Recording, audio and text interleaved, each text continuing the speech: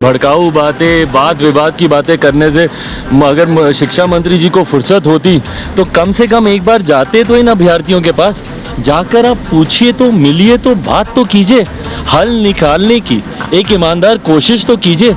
इन लोगों के पास फुर्सत कहाँ है इन सब चीज़ों की। मुख्यमंत्री को देश घूमने से फुर्सत नहीं है, प्रधानमंत्री का दावेदार बनने से फुर्सत नहीं है। बिहार में कभी रहें और बिहार का कभी भ्रमण करें और बिहारियों से मिले, तब तो इनको पता चलेगा कि किस तरीके से बिहारियों के भविष्य को अंधकार में डाल रहे हैं। बताएंगे, मुख्यमंत्री बताएंगे, इंजीनियर हैं भाई, उनके रहते हुए अगर इस तरीके से इंफ्रास्ट्रक्चर धराशायी हो रहा है, जीता जागता उदाहरण है ये भ्रष्टाचार का। आपकी फिटनेस का राज क्या है? एशवेल रस, ये एक ही बोतल में है। Stress, weakness, acidity, obesity, hair fall, skin की हर परेशानियों का एक ही हल। एशवेल लाइफ, डायबिटीज फ्री लाइफ।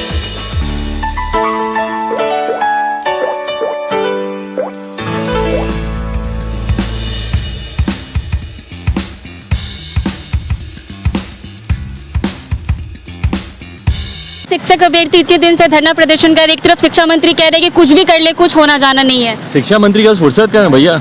दुनिया को ज्ञानबाजी देने से, रामचरितमानस, भड़काऊ बातें, वाद विवाद की बातें करने से अगर शिक्षा मंत्री जी को फुर्सत होती तो कम से कम एक बार जाते तो इन अभ्यर्थियों के पास जाकर आप पूछिए तो मिलिए तो बात तो कीजिए, हल निकालने की एक ईमानदार कोशिश तो कीजिए।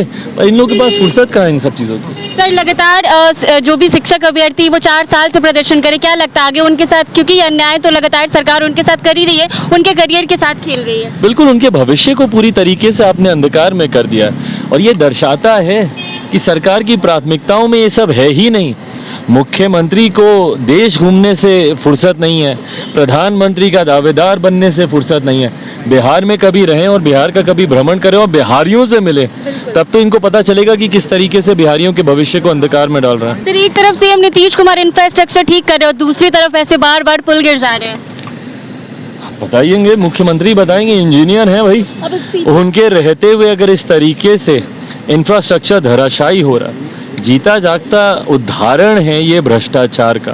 भ्रष्टाचार की देन बिहार का इंफ्रास्ट्रक्चर पूरी तरीके से भ्रष्टाचार की देन चढ़ा दिया गया है। 7 निश्चय जो इनकी महत्वाकांक्षी योजना क्या है भैया, वो भी भ्रष्टाचार का ही अड्डा बन के रह गया आज की तारीख में। पर मुख्यमंत्री को फुर्सत नहीं है ना इन सब चीज़ों को देखने की। लगता है कि पथ निर्माण मंत्री को इस्तीफा देना चाहिए, भाजपा मांग कर रही है। भाई, जवाबदेही तो तय होनी चाहिए ना, और नैतिकता अपने में एक आधार बनता है कि नहीं, इतनी बड़ी घटना आपके रहते हुए घट जाती है तो भाई जवाबदेही, जिम्मेदारी तय होगी, तभी तो भविष्य में ऐसी घटनाएं होने से रुकेंगी ना।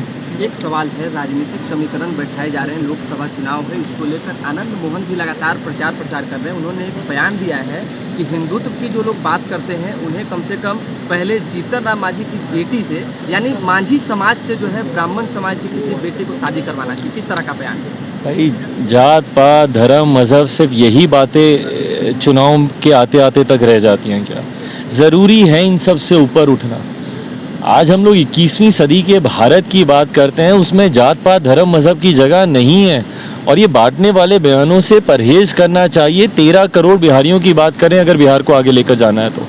भाजपा को कुचलने की भी बात वो कर रहे हैं। आनंद मोहन भाजपा को कुचलने की भी बात कर रहे हैं, कमल को रौंदने की बात कर रहे हैं, समय बताएगा, टूरने की बात कर रहे हैं, इस तरह के शब्द का प्रयोग समय बताएगा। एनडीए गठबंधन को लेकर कब तक ऐलान करेंगे चिराग? हम एनडीए गठबंधन का ही हिस्सा होंगे, पहले तो यही बात अभी चर्चा का विषय है। किस गठबंधन के साथ लोक जनशक्ति पार्टी रामविलास गठबंधन करती है, मैं इसको वंस एंड फॉर ऑल मैं क्लियर कर देना चाहता हूँ कि चुनाव के वक्त अभी मेरे पास नहीं समय है कि मैं गठबंधन को लेकर कोई चर्चाएं करूँ, बैठक करूँ। फिलहाल संगठन और जनाधार को मजबूत करना है। 2024 उसके तुरंत बाद या तुरंत साथ विधानसभा के चुनाव होने, उसको लेकर संगठन पर अभी काम करना है, जनाधार का विस्तार करना है। प्राथमिकता फिलहाल वो है, गठबंधन नहीं। लेकिन जिस तरह से आप कह रहे हैं, क्या लगता है आने वाले दिनों में आप भी बार्गेनिंग करेंगे क्या? अगर ऐसा कुछ नहीं हुआ तो महागठबंधन की तरफ आएंगे? भाई, बार्गेनिंग शब्द राजनीति में गलत शब्द है। बार्गेनिंग आपको अपने सिद्धांत, अपने विचारों से अगर समझौता करने को अगर बार्गेनिंग कहा जाए तो इस शब्द का इस्तेमाल किया जा सकता है। मैंने 2020 में भी कोई बार्गेन नहीं किया था। बार्गेन करता तो ज़्यादा सीटों पर रहकर एक आसान लड़ाई लड़ता।